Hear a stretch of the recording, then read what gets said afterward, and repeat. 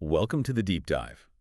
Today, we're really digging into a whole stack of sources, looking at, well, the most critical trends shaping journalism as we look towards 2025. And, this isn't just small changes we're talking about. It feels more like a total professional reinvention is needed. That's absolutely right. Yeah.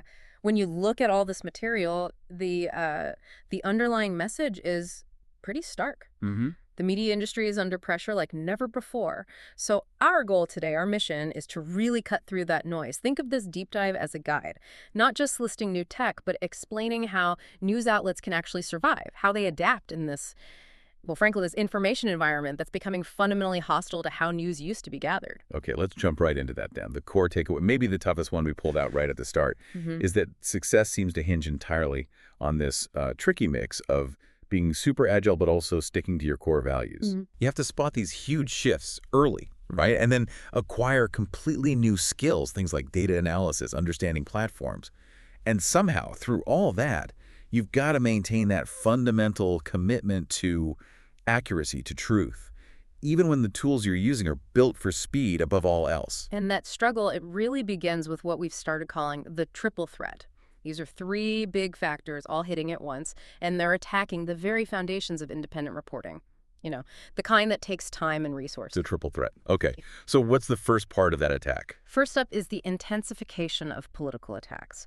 We're seeing this coordinated effort, really, across multiple democracies. Politicians, government officials, they're actively working to discredit legitimate, established news organizations. Yeah. Our sources show this isn't just like healthy debate about coverage. It's rhetoric used as a weapon. You have leaders just flat out labeling reporting they don't like as fake news and using tactics like restrictive laws, harassing journalists, using state media to push their own narratives. It creates this climate of doubt, constant doubt about any fact that doesn't fit the political line. And that hostility, that manufactured doubt, it's made so much worse by the second threat. Just overwhelming economic pressures, the money streams that used to keep newsrooms stable, they're drying up fast. The source material is pretty grim on this, especially referral traffic. We're not talking a small dip here. News organizations are basically realizing they can't depend on giants like Google and Facebook anymore because those platforms are sending way fewer readers back to actual news articles. Exactly. They prioritize keeping users on their site. Right, not sending them away. News has almost become toxic to their algorithms in some ways. The cost of doing real investigative work now just dwarfs the tiny bit of ad money you might get from a click-through. So the ad market has shrunk significantly. This leads to round after round of staff cuts, and it forces newsrooms to do more, often better, more complex stuff with way fewer people. And then the third piece of this threat, the AI impact on discovery, just adds this whole other layer of, existential complexity. AI is fundamentally changing how people find information in the first place. Yeah, think about it. AI platforms, they're smart enough now to summarize articles right there in your search results or in your feed. So if an AI can instantly tell you, who won the election or what did that big report find without you ever having to click on the original story, well, that directly undermines the whole value of the expensive, time-consuming work that went into producing that story. The AI gets the eyeballs, the news outlet gets nothing, no traffic. That perfectly sets up why AI isn't just another tool. It's a structural disruption, right, to the core business. But let's shift gears now to how newsrooms are actually using AI, because it seems like it's gone from maybe we'll try this to we absolutely need this just for efficiency's sake. Definitely. Newsrooms are plugging generative AI into their daily workflows, not really to replace reporters, but more as an efficiency multiplier for those high-volume, repetitive tasks. It's almost the only way they can fight back against those economic pressures we just talked about. Okay, so what are the practical applications? Where are we seeing it used most right now? This is where it gets really interesting, I think, for journalists trying to figure out these tools. We're seeing quick adoption in, say, three main areas. First, automated summaries, taking long reports, government docs, and pulling out the key bits in seconds. That saves analysts hours of work. Second, real-time translation, huge for reaching global audiences. And also that audio conversion tech, turning written articles into pretty high-quality podcast versions almost instantly. And the data side is massive too, right? AI's ability to analyze huge data sets. That's crucial now, finding patterns, hidden stories within all that information.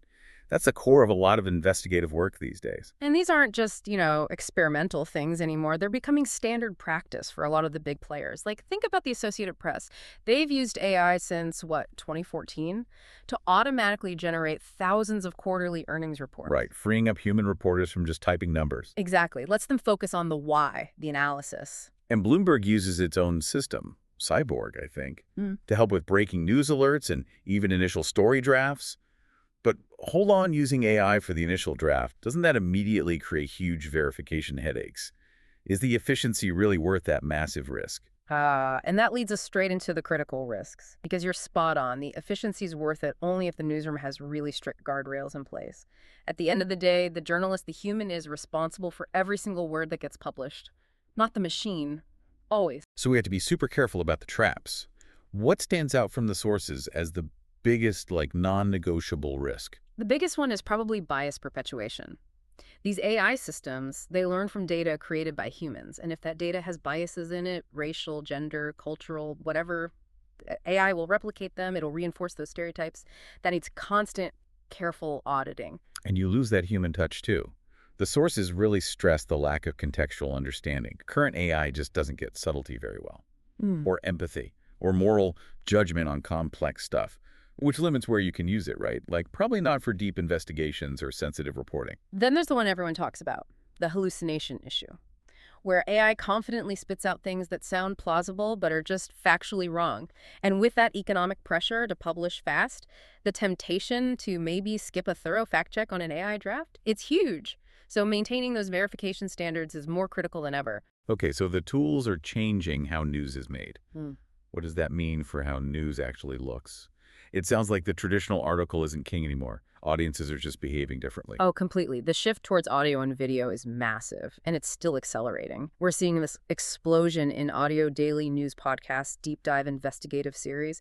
But maybe the most disruptive thing is the demand for short-form vertical video, stuff optimized for phones. Right. Yeah. So if everyone's shifting to these platforms built for quick, maybe disposable content, how on earth do newsrooms build trust or any kind of long-term loyalty? It seems crazy that the future of serious reporting might depend on making it look good in a vertical feed. That's the reality, though. Younger audiences often aren't going to a news website first, or maybe even at all.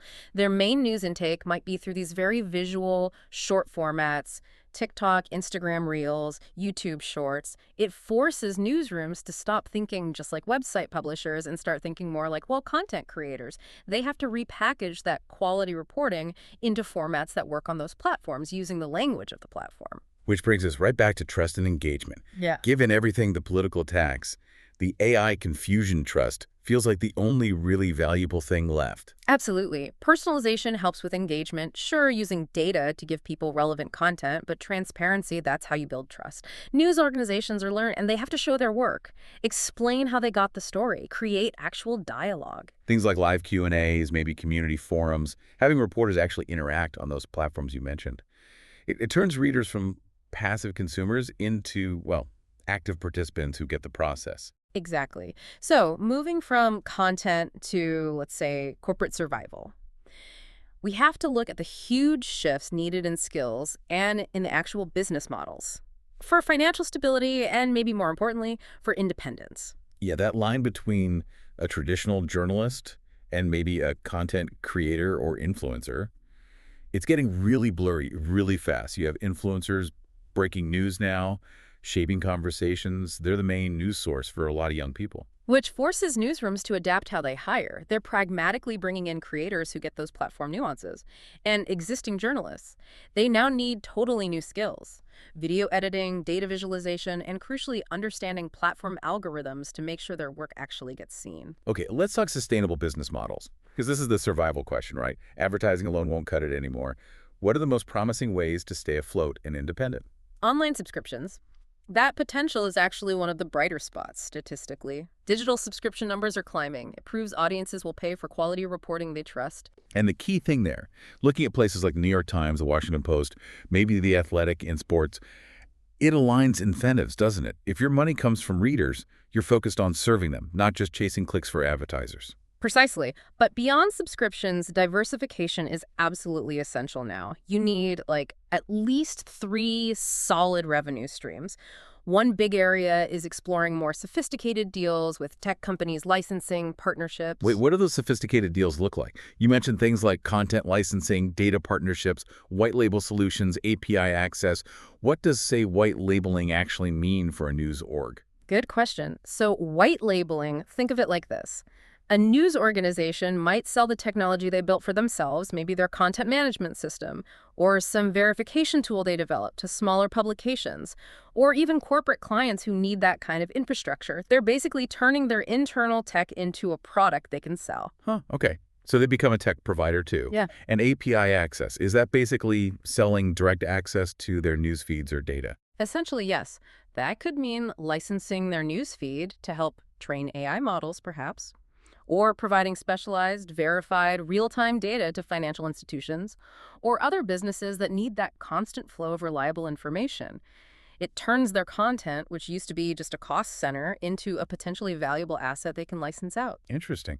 And finally, rounding out this diversified model, you see organizations using events, conferences, maybe educational programs, alongside those membership models too. Yeah, that's critical for smoothing out cash flow. Recurring revenue from memberships or, say, annual events can help buffer against the ups and downs of subscription churn or ad market slumps.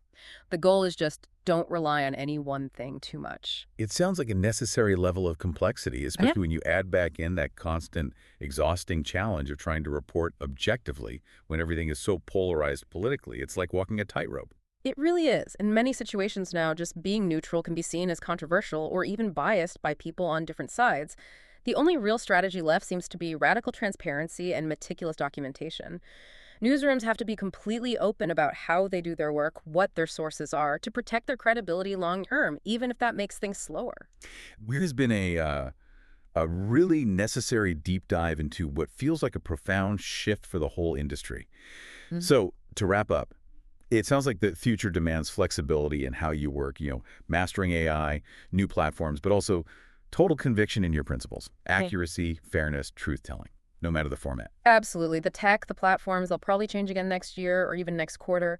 But those core principles of journalism, of seeking and reporting truth, that's what separates journalists from just content creators. You can, and really you must, embrace tools like AI for efficiency without losing that integrity. That's the anchor in this storm. Okay, so here's a final thought for you, the listener, to maybe chew on. We've seen the subscription growth prove audiences are willing to pay for quality news they trust. So does the biggest long-term threat to journalism actually come not from AI or politicians, but maybe from news organizations themselves, if they're unwilling to make that really tough internal commitment, that commitment to building radical transparency and forging that deep, trusting relationship directly with their audience? Something to think about as you navigate the news yourself.